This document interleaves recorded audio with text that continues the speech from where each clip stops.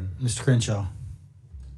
Thank you all for being here in this marathon, two-day marathon. Appreciate y'all. I want to talk about FISA because we all have scars on our back from 2 years ago when we reauthorized FISA. I anticipate it being easier this time, but I still want to go over the myths that the public believes and that many members of this Congress believe.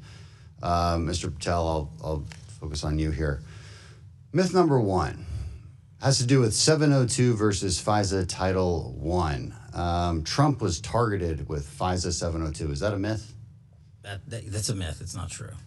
Well, it's just real quick. How was President Trump targeted under Crossfire Hurricane?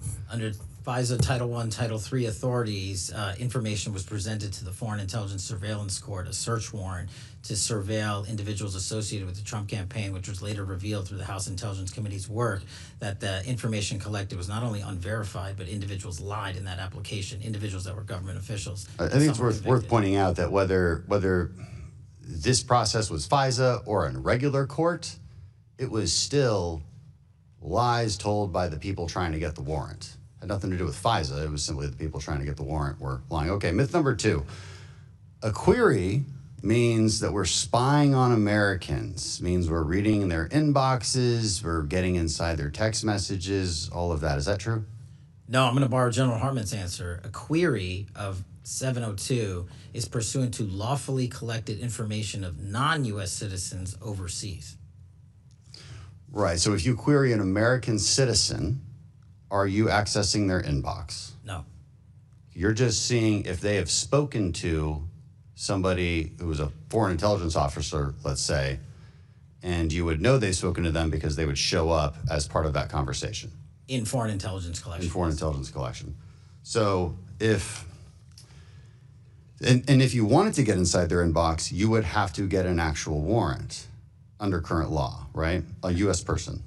A warrant or a subpoena process, yes, sir. Okay. So that's a really important distinction. Congressman, if I could just, Sure. But you wouldn't use FA 702 to do that?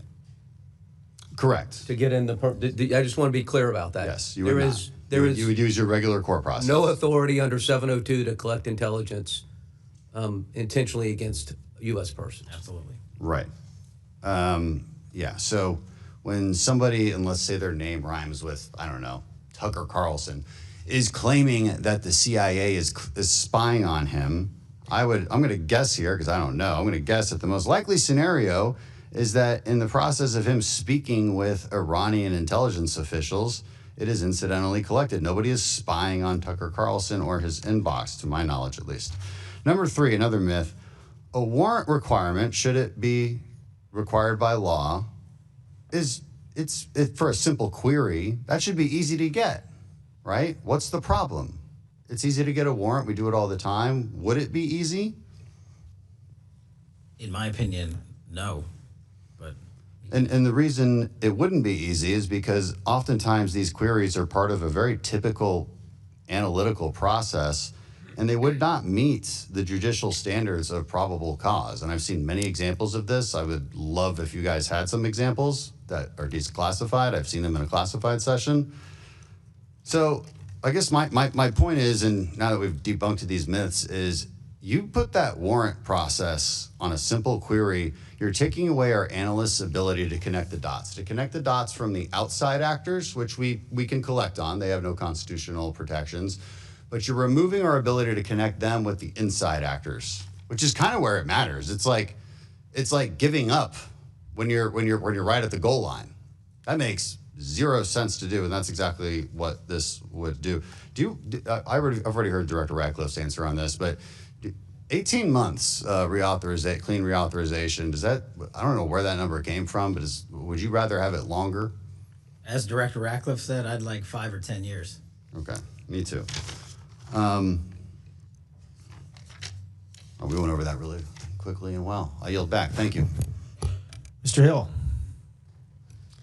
Thank you, Chairman. Thank you, panel, for being with us this morning. And let me start with Director Gabbard. You've heard from Mr. Stubbe. You've heard from Admiral Jackson. You've heard from Ms. Tenney. All this